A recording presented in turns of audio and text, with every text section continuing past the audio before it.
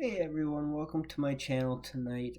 Sorry for the long delay. It's been a crazy holiday season thus far, and I'm sure it's only going to get crazier for everybody else too.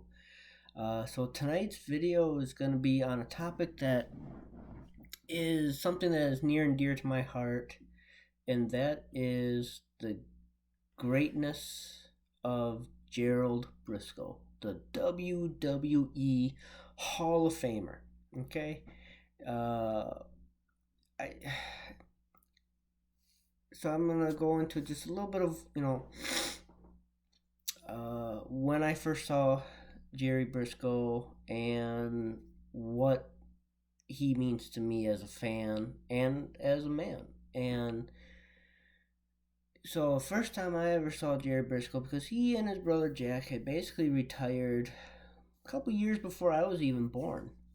And so I didn't, I'd heard the name and all that kind of stuff, and my dad was a huge wrestling fan. Loved Georgia Championship Wrestling, obviously living in Minnesota here, AWA, but he loved pro wrestling. And so he would talk to me as a kid all the time about it. And the first time I ever saw Gerry Brisco was, God, it must have been late 90s during the Attitude Era of the WWF, now WWE. And I go to my dad, I saw Gerry Brisco. I knew Sergeant Slaughter, obviously, as a kid. I knew who Vince McMahon was, following the storyline, all that kind of stuff. But I'm like, who are those two older guys there, Dad? And he's like, well, that's Gerry Brisco and that's Pat Patterson.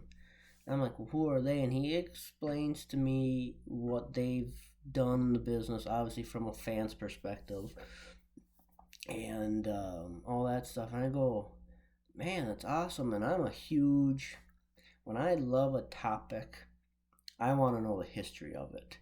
Whether it's baseball, movies, TV, history of, countries, people, biographies, autobiographies, pro wrestling, football. It doesn't matter the topic. I want to know the history of it. That's my first love, is history. So anytime I can find and read about history, I loved it. So obviously back then, the term kayfabe still meant something even then, and this was a few years after the curtain call, but it still meant a great deal. So trying to find history and legitimate history was kind of hard to find, but I would read all of, PWI, all the different magazines that I could find, and read through the history of the titles and who held them, and then what those individuals did. And so I'm like, that's awesome. Gerry Brisco and Pat Patterson, two of the best that ever laced them up. I can't wait to see what they're doing. And I just remember I was 10 years old or so when I first saw them, and I would get so mad. I would get so mad, not at what they were doing, but I'd get so mad at what the WWF was doing to them. And hearing Pat Patterson and Gerry Brisco talk. Obviously, God rest Pat Patterson's soul. But listening to them talk, they loved what they were doing outside maybe the the evening gown match, which I think there's not enough alcohol on this planet to make one forget about the evening gown match that Patterson and Brisco had against each other. I still have to talk to a psychiatrist about that match from time to time. But I would just get so mad. I go, why are they doing that? Like, why are they doing that to Brisco and Patterson? Like, these guys are legends in this business. Why would they, treat them this way? Why would they demean them, if you will, by having them as a stooge? Like, that just didn't make any sense to me, and it would just frustrate me when I was a kid. Now, as I look back on it, and listening to them talk about it and stuff like that, I have a greater appreciation for it. But I just remember being a 10-year-old kid, like, these two gentlemen bled, sweat, and tears for this business, and this is, the repayment, if you will, for it. But I've since gotten over it. But it's still, every time I think about that 10-year-old self my 10-year-old self, I would just get so frustrated. So that's when I first saw Brisco and Patterson. But as I've gotten older and just started listening to different podcasts, I love listening to Jim Cornette's podcast, the Experience and the Drive Through, because he talks about the history of the business. So listening to Brisco and listening to obviously everyone. If you're not listening to it now, do so after the end of this video, but do so. Listen to Brisco and Bradshaw. You will not find a better podcast out there. It is phenomenal. There's not a bad episode. So do so after the end of this video now. We don't want to start skipping ahead. But Brisco and Bradshaw, phenomenal. Check it out. You would love it. And so listening to all the different stories and all that stuff, his history and what Gerry Brisco has done in this business and for this business should not be, it should be talked about more. He has played such pivotal roles in some of the biggest stories. Obviously, you got the whole selling of Georgia Championship's time slot to Vince McMahon, and how he bought back Manhattan from McMahon, part of the Montreal Screwjob, just to name a few. But then his runs in the Attitude Era was phenomenal. And so, all that is phenomenal. But here's where Gerry Brisco really, for me, takes it to another level. I'm a huge fan of Mr. Brisco and his brother Jack, who I absolutely love as a performer. Never had the fortunateness to meet Jack Brisco, which, true shame, I didn't really know about him until sadly right before he passed. But anytime I get a chance to watch a Jack Brisco match, I'm down.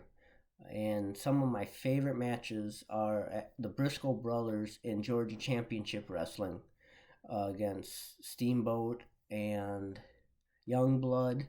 Loved their run against Roddy Piper. So, like I said, those are some of my favorite matches.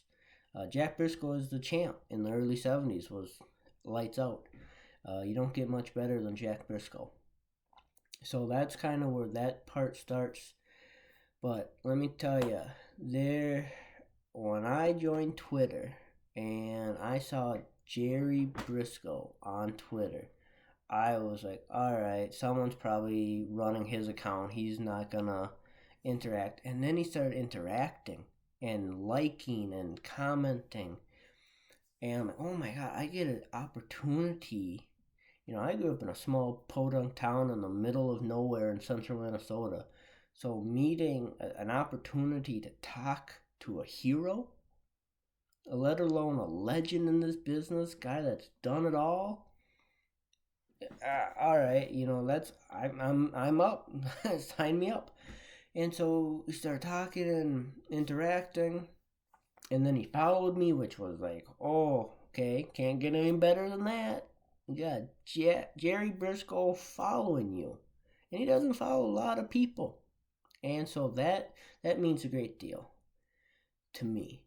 And then the greatest moment ever, I had posted something on Twitter. I don't remember what it was now.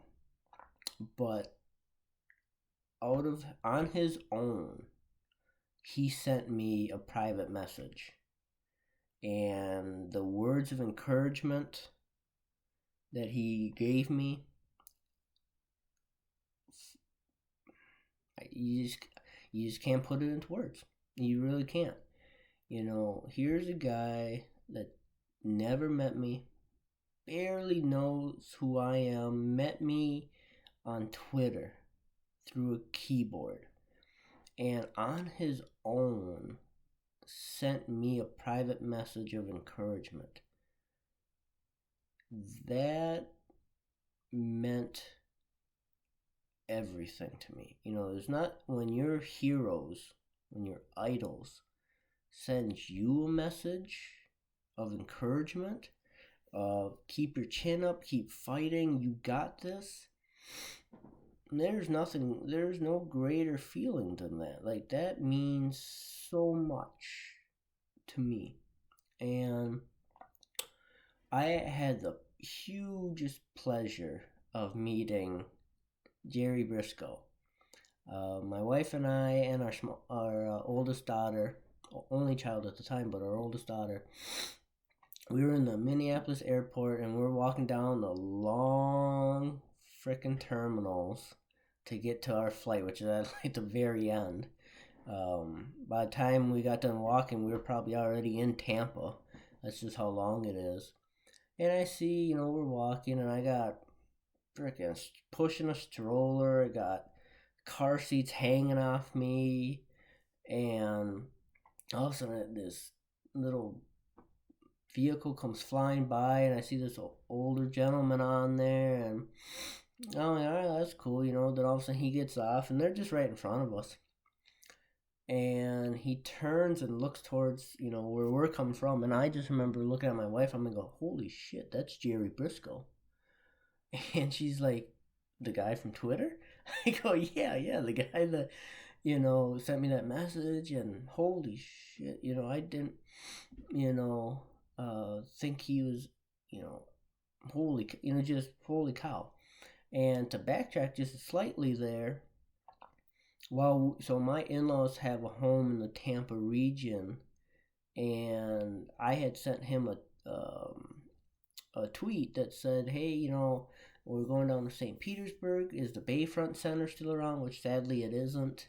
And he kind of gave me some stuff, and he made mention that it's like, hey, if you're around, maybe we can get together. On his own, he said that, which was like, oh, once again, next level, mind blown.